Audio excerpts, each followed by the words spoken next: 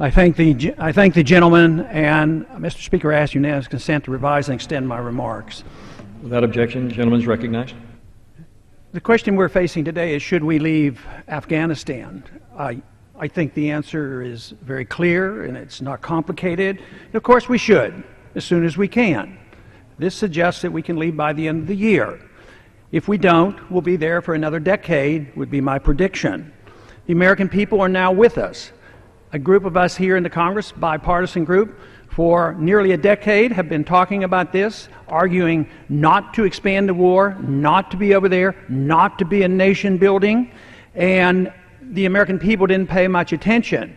Now they are. The large majority of the American people now say it's time to get out of Afghanistan. It's a fruitless venture. Too much has been lost. The chance of winning, since we don't even know what we're going to win, doesn't exist. So they are tired of it. Financially, there's a good reason to come home as well. Some argue we have to be there because if we leave under these circumstances, we'll lose face. It will look embarrassing to leave. So how many more men and women have to die? How many more dollars have to be spent to save face? That is one of the worst arguments possible. We're not there under legal conditions. This is a war. Who says it isn't a war? Everybody talks about the Afghan war. Was the war declared? Of course not. It wasn't declared. There was a resolution passed that said that the president at that time, under the emergency of 9/11, could go and deal with Al-Qaeda, those who dealt and brought upon the 9/11 bombings. But Al-Qaeda is not there anymore, so we're fighting the Taliban. The Taliban used to be our allies at one time when the Soviets were there. Taliban wants, their main goal is to keep foreign occupationers out. They want foreigners out of their country. They're not Al-Qaeda. Yet most Americans, maybe less so now, but the arguments here on the floor is we got to go after Al-Qaeda. This is not a war against Al-Qaeda. If anything, it gives the incentive for Al-Qaeda to grow in numbers rather than dealing with them.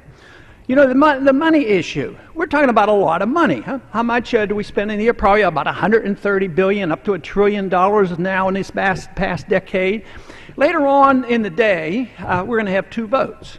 We're going to have a vote on doing something sensible, making sense out of our foreign policy, bringing our troops home, and saving hundreds of billions of dollars. And then we also will have a vote against NPR, to cut the funding of NPR. There's a serious question about whether that will even cut one penny, but at least the fiscal conservatives are going to be overwhelmingly in support of slashing NPR, go home and brag about how they're so great fiscal conservatives, and the very most they might save is $10 million. And that's their claim to fame for slashing the budget. At the same time, they won't consider for a minute cutting a real significant amount of money. All empires end for fiscal reasons because they spread themselves too far around the world, and that's what we're facing. We're in the midst of a military conflict that's contributing to this inevitable crisis, and it's financial. And you'd think there'd be a message in the fact of how did the Soviets come down? By doing the very same thing that we're doing, perpetual occupation of a country. We don't need to be occupying Afghanistan or any other country. We don't even need to be considered going into Libya and where else. Fortunately, I guess for those of us who would like to see less of this killing, we will have to quit because we won't be able to afford it. The process that we're going through is following the War Powers Resolution. This is a proper procedure. It's call attention to how we slip into these wars. I have always claimed that it's the way we get into the wars that are the problem. If we would be precise and only go to war with a declaration of war, get with the people behind us, knowing who the enemy is, and fight, win, and get it over with, that would be more legitimate. They don't do it now because the American people wouldn't support it. Nobody's going to declare war against Afghanistan or Iraq or Libya.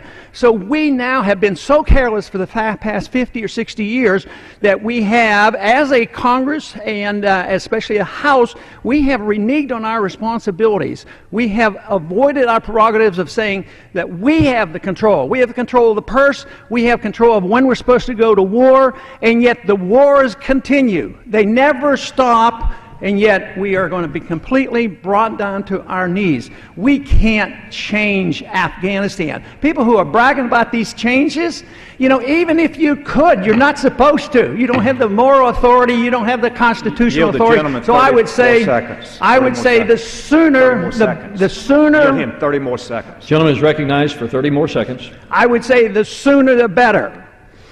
We can come home. This process says come home. Under the law, it says you should start bringing troops home within 30 days. This allows up to the end of the year after this would be passed. But this needs to be done, and a message needs to be sent. And someday we have to wake up and say, if you are a fiscal conservative, you ought to look at the waste. This is military Keynesianism to believe that we should do this forever. So I would say this is the day to be on record and vote for this resolution. Gentleman's time has expired. Does the gentleman